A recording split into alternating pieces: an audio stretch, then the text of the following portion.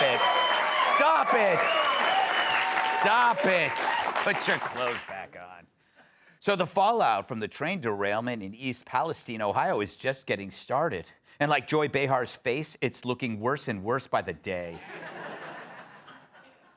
It's shaping up to be a classic Biden-era disaster. Toxic, preventable, and completely off the rails. Although in that family, a controlled burn is what Hunter feels when he pees. Town hall there erupted as citizens vented their anger about their health concerns over the handling of the derailed toxic train, which had the media asking really important questions, like, why aren't they wearing masks? And did they get their boosters? Even their mayor was ripping into the train company like Anna Navarro into a bag of Malamars. Roll it. Everybody's concerned. I'm concerned. Reality. Last time he spoke with Norfolk Southern, I speak with them every day. They've been working with us tremendously. But they should, because they're the ones that screwed this up. No one knocked on my door. I live 50 feet from the police station. Why didn't sirens go? I'm at 170 Sunday, and I put on the record. Tonight. My car was going to die. Why are people getting sick? Not getting care or water. Why?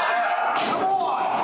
We got more questions. Well, I don't know what to do about providing further assurance or... So where's our top leaders in all this? Well, President Biden spoke about railroad projects in Ohio on Wednesday, but ignored the situation in Ohio. What a mistake. That's like him giving a speech on Alzheimer's while not wearing any pants. Meanwhile, we know Transportation Secretary Mayor Pete has been slow to react, but who knows? He's still grappling with postpartum depression. This guy's as useless as on Rachel Levine. He didn't show up despite being invited by Ohio Congressman Bill Johnson. Maybe he was boycotting roads since they were built by white construction workers. But he did tweet about it, of course, blaming Trump, conveniently forgetting he's been Secretary of Transportation since 2021, something the rest of us wish we could do too. Seriously, this guy is the most famous transportation secretary ever. And why? Because he sucks harder than Brian Stelter on a duck fat Slurpee. Which brings me to tonight's thought experiment. No, keep your clothes on, audience. For now, anyway. Because it's time to play Greg's reverse or opposite, parallel, whatever universe day. Doesn't even try anymore. So what if all this were happening under a Republican administration? How would the media react? Roll it, Sven. This in some ways is worse than Watergate. It's worse than 9/11. In effect, a second kind of civil war. Worse than Watergate. A second civil war. That's a phrase that should frighten you. Well, it would if we were as stupid as you. He's from CNN, so what can you say? Imagine that place under a righty president. This is how the apocalypse starts. Yeah, it's not going to be zombies. It's going to be Republicans and their damn trains. If Biden were president, he would never ride a train. Yeah, I mean, clearly Donald Trump derailed those trains using his telekinesis powers.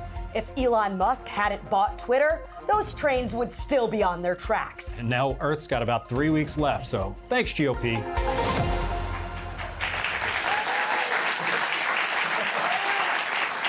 And of course, the Democrats, they would lose their and that's hard for them to do because they're full of so much of it. That's better. I can already hear their screams. AOC would say that's more toxic than a man holding a door open for me. Adam Schiff will say it's all a plan by Trump to send smoke signals to Putin. And yes, I have proof of that. And Liz Warren would say, how? And of course, Stormy Daniels would say, the mushroom cloud reminds me of something, but I can't remember what. What of our celebs? How would they react? We're not just the worst thing, it's just the worst thing because it hurt so many people. What's going on here? It's wrong, and this is no laughing matter. Has absolutely terrified me. We don't matter. We don't matter. Oh. So when that stuff happens, I do, in fact, go absolutely berserk. Anyway, enough. But now it's under Joe Biden, and what do you hear? Crickets, and not the ones they snack on at CNN. You heard nothing, really, until local news posted clips on Twitter and people started to take notice. Without that, would we even have known? This is another kind of controlled burn. The media trying to destroy evidence that the administration's screwing up on a daily basis. It's like the balloons. Without all those citizens sharing videos of them flying over their neighborhoods, would Biden have even responded? Thanks to cell phones, eyewitness news has literally become that. And how about the scourge of fentanyl? Without local news and citizens piping up about it? After 2 years, Joe finally mentions its name, fentanyl. Unfortunately, he was trying to say donut. How about the homeless crisis at the Chicago airport? Maybe if they were wiping their asses with classified documents. But otherwise, no one cares. And how frustrating for those homeless people to be that close to escaping Chicago. What about school boards greenlighting certain curriculums that no sane parent would ever approve of? Again, in all these cases, it's the locals that get the national attention, while the lefty leaders in charge consistently downplay the bad over and over again. But who knows, maybe one day they'll stop passing the buck and step up and take responsibility. Yeah, and on that same day, they'll ask me to host the Oscars.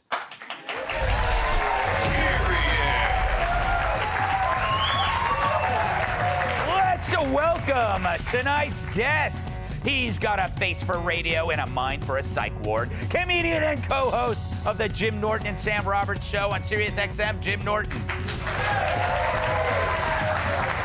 When it comes to business, she's got more scoops than the Raisin Bran Factory. New York Post On the Money reporter Lydia Moynihan. People say she's down to earth because she sleeps in a cave. Fox News contributor Cat Tiff.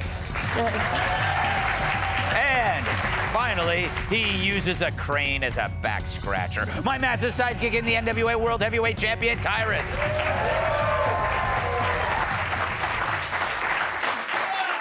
Jim, welcome to the show. Great to see you. And it's great to see you, Greg. You're the only thank successful friend I have. Well, you know what? I was going to talk about your successes of over a decade of local reporting for the KTTV Reno station. You've covered a lot of disasters. Yes, I did. I covered the Corleone wedding. Yes.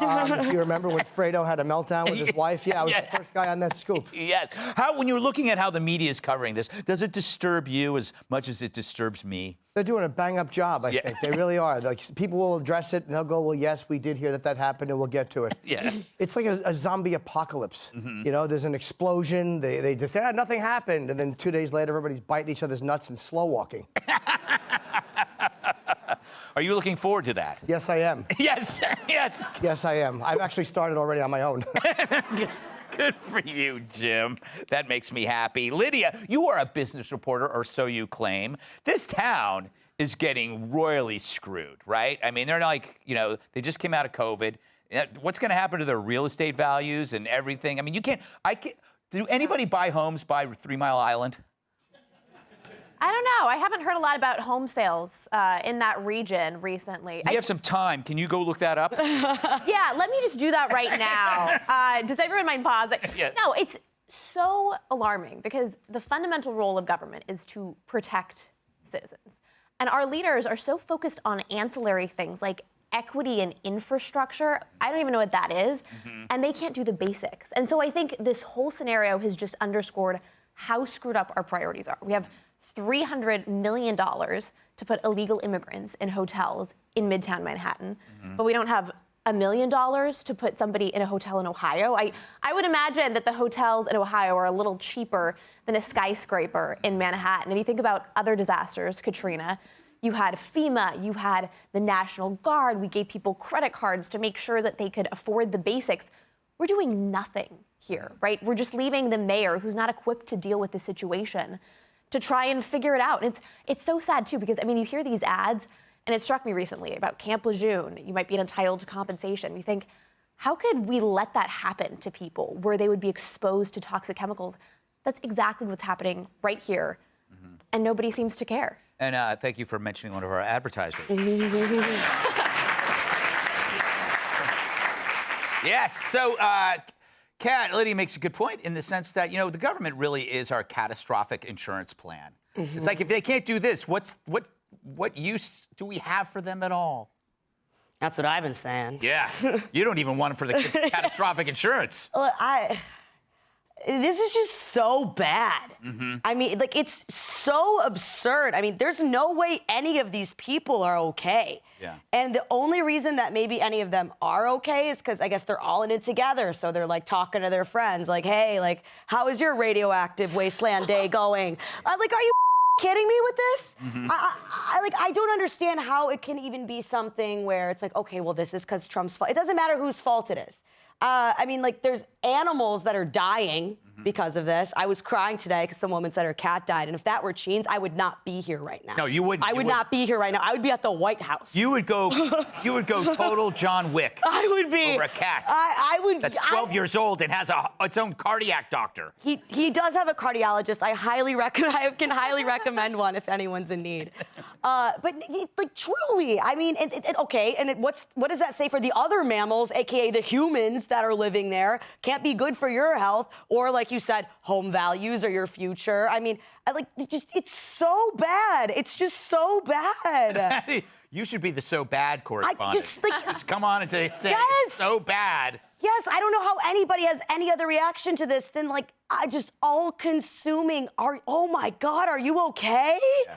Crazy. Tyrus, did you know, I hate to bring this up because you might not, did you know that they filmed a movie about a chemical spill in this town? No. Yes, it's called White Noise. I think it's on Netflix. And even the citizens. How did it end? I don't know. We should watch it. Yeah, that's probably how this is going to end. Yes. No, you Netflix know what's have a connection to Norfolk Southern? I think so. I think they were doing secret promotion. Here? Yeah, this is serious marketing. Break a few eggs, right, Gutfeld? That's Yes. what this administration is. So we break a few eggs, you know. So they'll be fine. You know, they're not going to see the effects right away. It'll take about 10 to 15 years before the cancers come in and stuff. And by that time, it'll be on somebody else's watch. I think the sad tragedy of this is that the railroad was more important than the people.